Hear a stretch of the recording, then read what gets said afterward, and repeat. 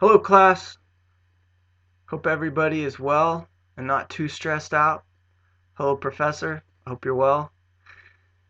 This is a review of the play Ruined. It was an amazing, amazing show. The cast, the crew, they were phenomenal. It was obvious they'd put a ton of preparation into it. I enjoyed the heck out of it. It was great. And it made me cry like four times. It was very emotional. It was a tearful, like a roller coaster through hell. um, so Ruined gave us a glimpse into humanity's depravity, desperation, and also the ability to overcome the worst of times. It was extremely, extremely moving. It details the atrocities that are happening in the Congo. Specifically, the author went over there about 10 years ago and took some accounts from some people who had been through some tough situations. And to her credit, she braved some some really dangerous situations and got this play made, and it's amazing. And it it's history that might not have ever been recorded. Obviously, a lot of history doesn't get recorded if it makes people look bad. And who in their right mind would want to stand by and watch the kinds of atrocities happen that we see in Ruined? Uh, so yeah, it's still going on, and it's good that we know about it. So hopefully we can do something about it. Yeah, the Middle East is definitely not the only place in the world where life is really, really hard.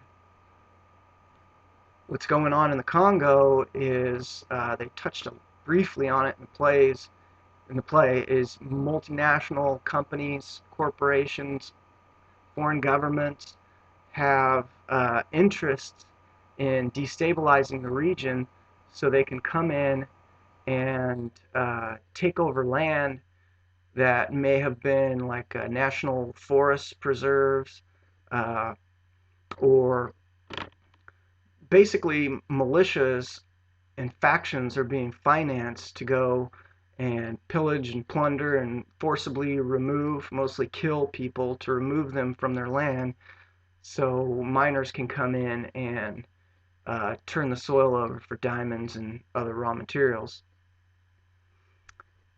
Sides are, I'm going to keep going. Yeah, so people are being kicked off their land, and if they're lucky, they're not killed.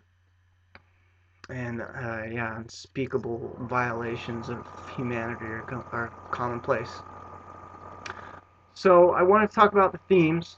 That was my theme, was themes. And this play has too many to cover them all, obviously. So I have three themes. First one that I thought was meaningful was that businesses or unscrupulous persons having power and money will, if unchecked,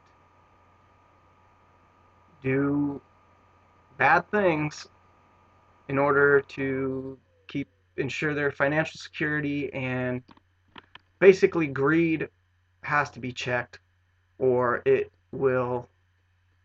uh, it'll just kill people, can kill people. That's what's happening in the Congo. So that was what I thought was an important theme.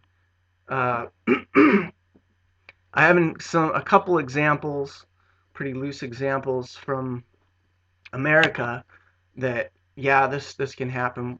You probably all know it can happen, but W. Du Bois in his early years had seen, according to Wikipedia, had had seen business owners pitting blacks versus whites in order to keep wages low.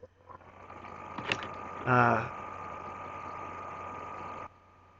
this was in the early 20s, and the result was death, race riots, death on both sides, not on one side.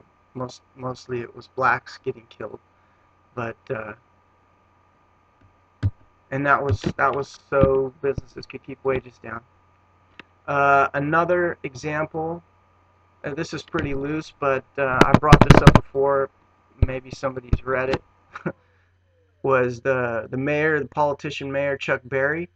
I think it was him making a name for himself when he and a group of his cronies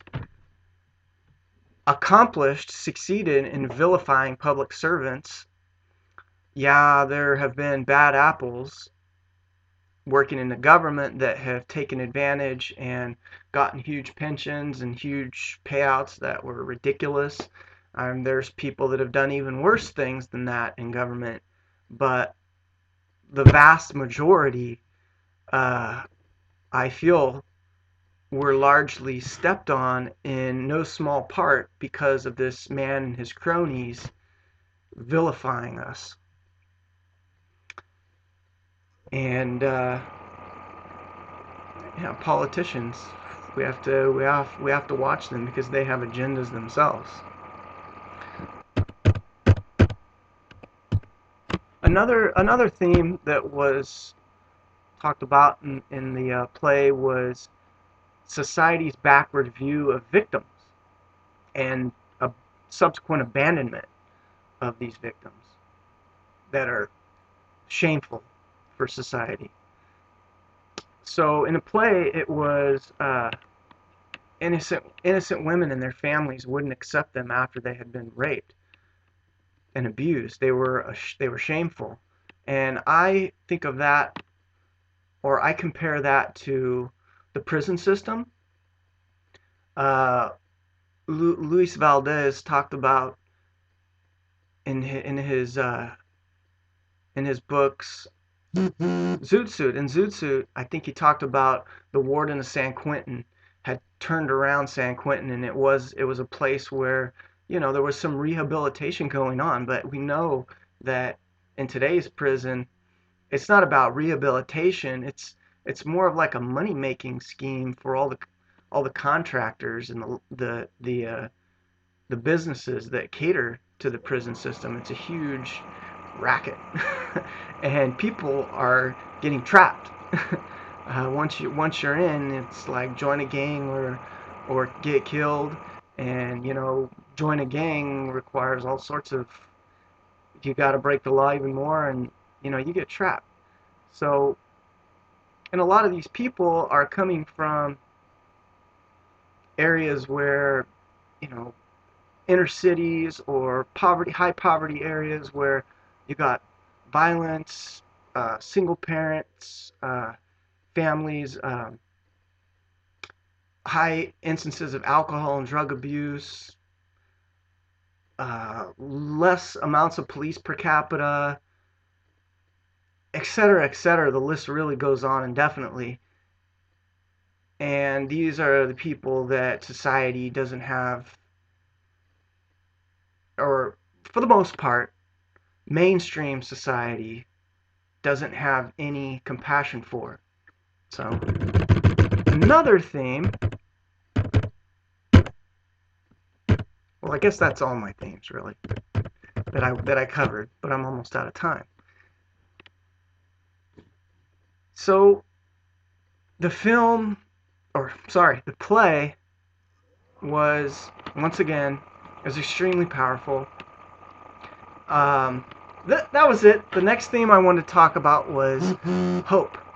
These girls experience just unspeakable horrors, and yet they somehow are able to hold on to hope and to know that if they can get away, there's a better life. And even though there's no way to get away, they still find a way to get away.